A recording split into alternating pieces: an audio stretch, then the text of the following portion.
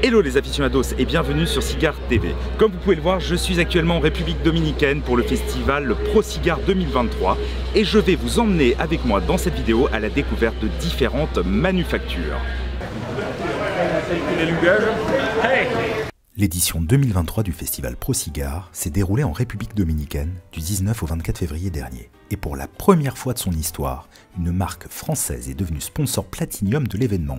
Il s'agit des Finlam et je me suis entretenu avec Pierre Jourdan, son fondateur. On a une longue amitié avec le festival Pro Cigar. Moi, ça fait 3 ans que je participe. On se connaît bien avec l'équipe organisatrice. On a été accueillis. C'est un des meilleurs festivals, c'est un des plus beaux festivals au monde dans le cigare. Et l'avantage, c'est que c'est un festival où vous allez pouvoir rencontrer aussi des gens. Tous les producteurs, vous pouvez être assis dans le bus avec le producteur de cigares, vous êtes voilà, donc ça m'a permis moi, en ayant été invité la première année, ça m'a permis de connaître toute l'industrie du cigare. Et donc pourquoi sponsoriser, c'est aussi pour avoir une forme de payback en fait, de rendre aussi à Pro Cigar ce qu'il a pu m'apporter. Et autre chose aussi, c'est que chaque participant ayant reçu un bracelet coupe cigare avec le petit logo Pro Cigar dessus, ça permet d'étendre la marque évidemment, parce que chaque participant va maintenant rentrer chez lui en prenant l'avion avec son petit bracelet coupe cigare qui passe à l'avion tranquillement. En plus, il va arriver chez lui et puis il va le montrer à tous ses amis, donc forcément c'est une audience hyper internationale et pour nous ça nous permet en plus de pouvoir nous développer de cette manière là aussi. Donc c'est gagnant-gagnant le fait de sponsoriser le festival et on est très heureux et on remercie infiniment toute l'équipe de Pro Cigar.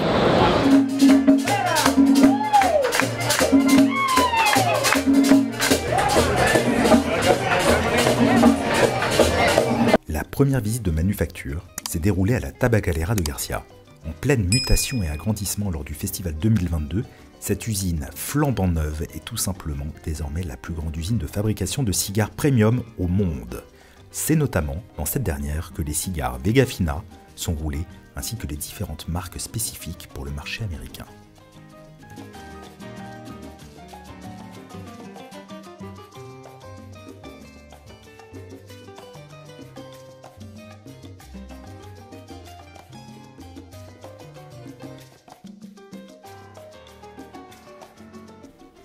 La précision du geste, la sélection des feuilles, rien n'est laissé au hasard pour produire plusieurs dizaines de millions de cigares par an. On retrouve toutes les étapes pour réaliser un cigare. Une fois les feuilles triées, elles seront lavées puis séchées.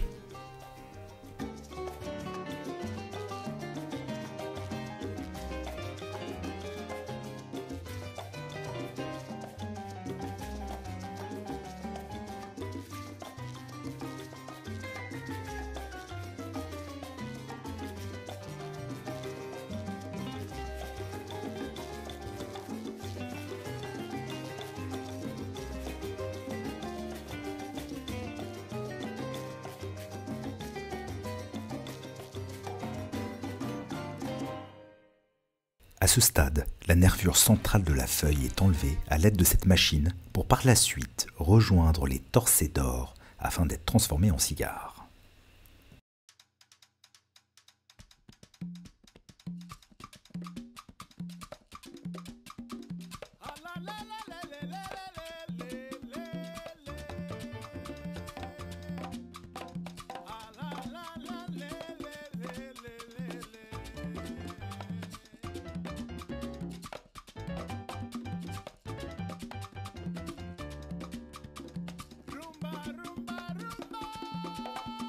Chacun son rôle. Le premier torsé d'or réalisant la poupée.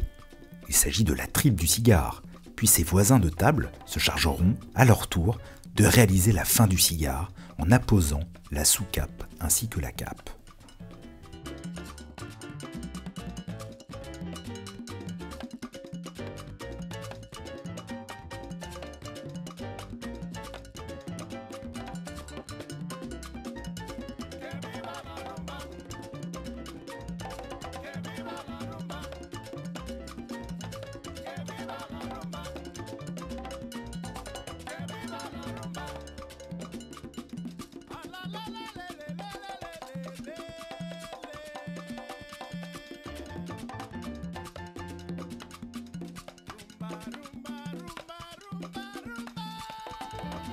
Les torcédors les plus qualifiés se retrouvent dans cette pièce à part pour confectionner les modules les plus complexes.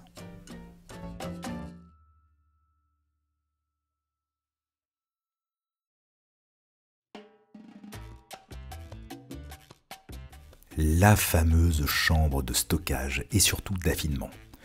Plus de 6 millions de cigares dorment ici et attendent sagement leur tour avant d'être empaquetés.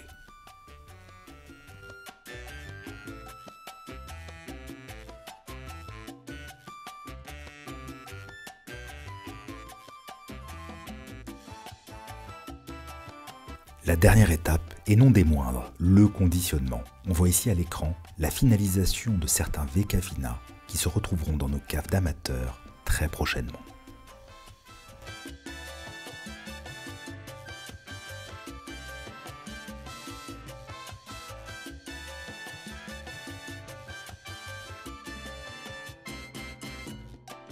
J'ai eu la chance, le second jour, de me rendre dans les champs de tabac de la marque historique Davidoff. Zino Davidoff, sous les conseils de Henki Kellner, qui n'est autre que le président de l'association ProCigar, s'est installé en République dominicaine au début des années 1990 pour produire ses cigares suite à la désertion de Cuba. Aujourd'hui, c'est Pedro Pablo Pérez, le directeur de la production de la qualité et de l'innovation, qui nous accompagna dans cette visite extrêmement enrichissante.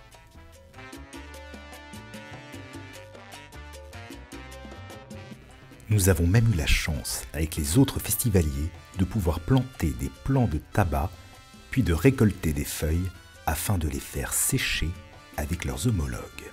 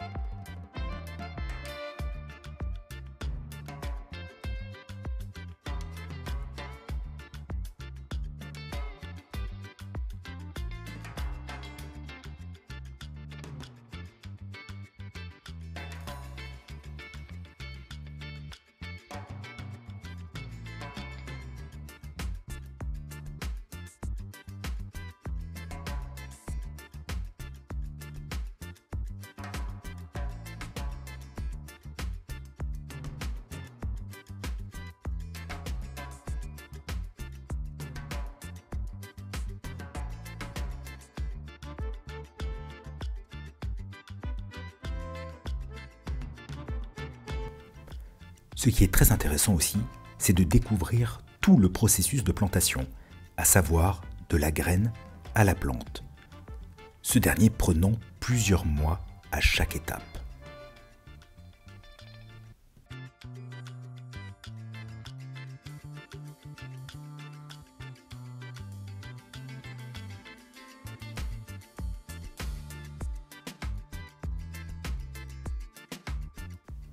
D'ailleurs, Davidoff étant et surtout souhaitant rester à la pointe, il réalise de nouveaux plans, de nouvelles variétés de tabac afin de trouver la nouvelle perle rare gustative.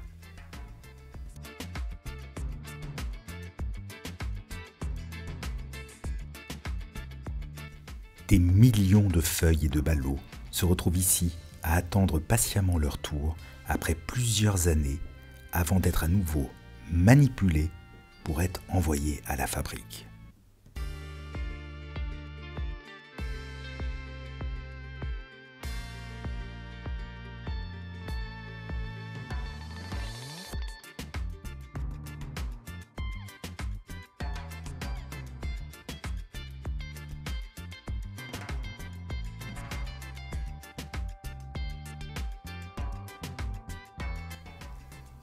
Il s'agit tout simplement de la caverne d'Ali Baba, un véritable trésor de feuilles et de récoltes.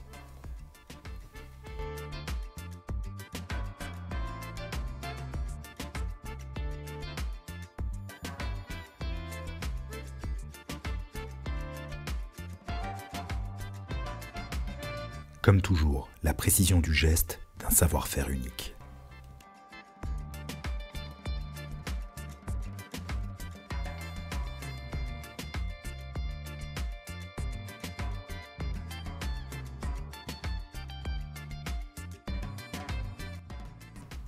Ce festival a aussi été l'occasion d'échanger avec la presse spécialisée, et notamment francophone, avec ici l'amateur de cigares représenté par Jean-Pascal Grosso. Notre présence à l'amateur de cigares, en ce qui concerne ProCigar, je crois que ça doit être la 6e ou 7e fois. Le festival a été lancé en 2008, si je ne m'abuse. C'est la possibilité pour nous de rencontrer les acteurs majeurs du cigare dominicain. Alors longtemps, le cigare dominicain était la chasse gardée de l'Amérique du Nord. Ce sont un tabac et ce sont des cigares qui sont développés partout à travers le monde avec de très grandes marques, que ce soit en France, en Espagne, en Allemagne. Et vraiment pour nous c'est un acteur majeur aujourd'hui dont il faut parler absolument.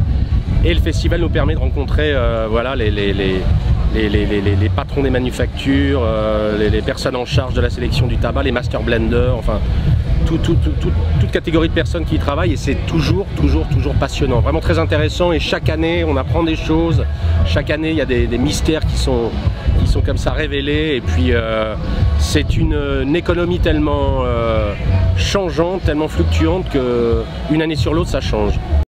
De même, est-ce toujours aussi intéressant de venir après plusieurs éditions?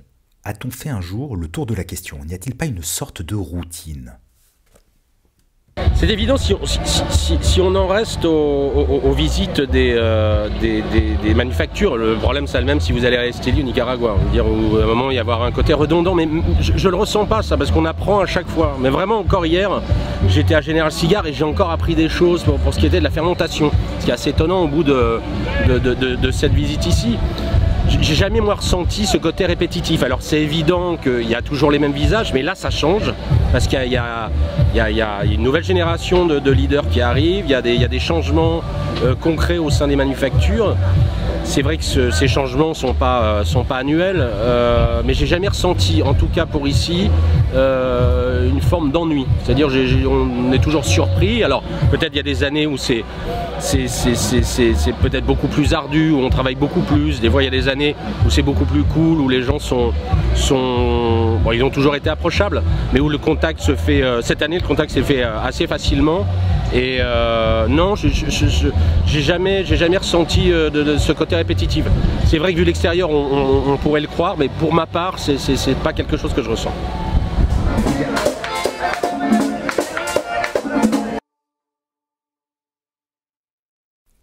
Ma dernière visite de cette édition 2023 du festival ProCigar fut celle d'une marque emblématique et souvent adulée, Arturo Fuente.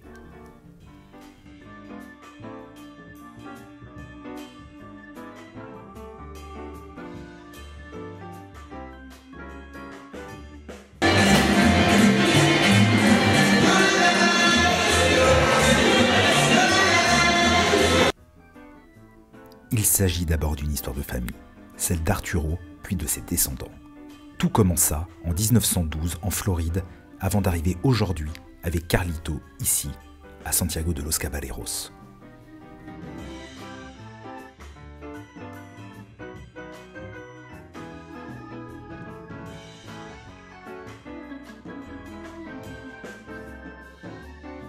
Cubain exilé, c'est cette ambiance et cet univers que l'on ressent aujourd'hui lorsque l'on se promène dans l'usine qui en reprend les codes et l'univers sonore et visuel.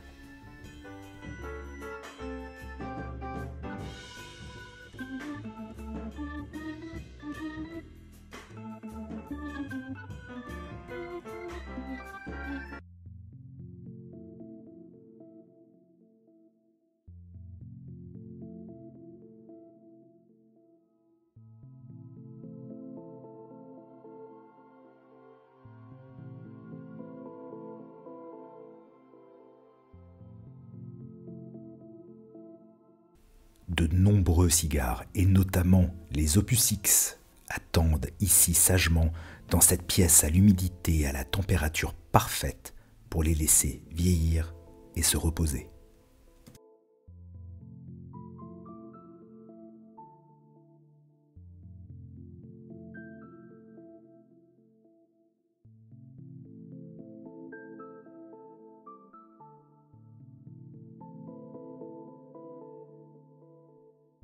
La feuille, les feuilles, c'est le premier élément d'un cigare et c'est ici que l'on voit le travail accompli et recherché depuis des générations.